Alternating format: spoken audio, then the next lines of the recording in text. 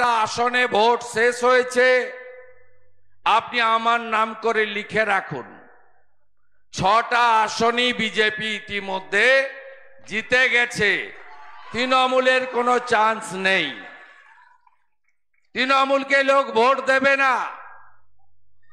তৃণমূল আছে কোথায়? তৃণমূল আছে মাফিয়া গুন্ডাদের কাছে, তৃণমূল আছে পুলিশের কাছে, তৃণমূল জনগণের মধ্যে নেই। কেন নেই?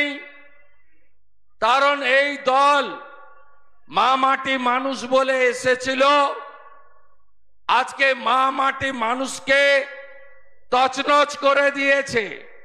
মঞ্চে সন্দেশখালীর দিদি আর বোনেরা আছেন। সন্দেশখালীতে 10 বছর ধরে মাঝরাত্রে বিশেষ করে শিডিউল কাস্ট বাড়ির মেয়েদেরকে ডেকে নিয়ে গিয়ে আর স্বামীরা না পাঠালে মধ্যযুগীয় বর্বর উপরে নামিয়ে আনা হতো।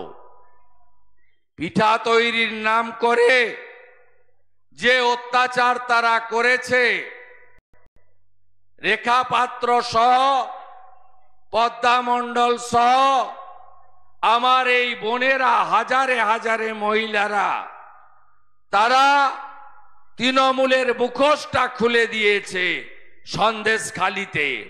আপনারা দেখেছেন।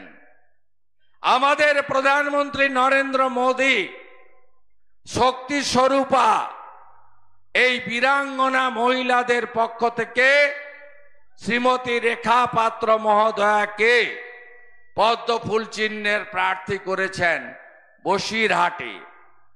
তাই এই নির্বাচনে আগামী 20 মে আরামবাগ কেন্দ্রে সন্দেশখালীর মা বোনেদের উপর অত্যাচারের বদলা আপনাকে ইভিএমে পদ্ম ফুলে বোতাম টিপে নেওয়ার বিনম্র আবেদন ভারতীয় জনতা পার্টির পক্ষ থেকে করতে চাই।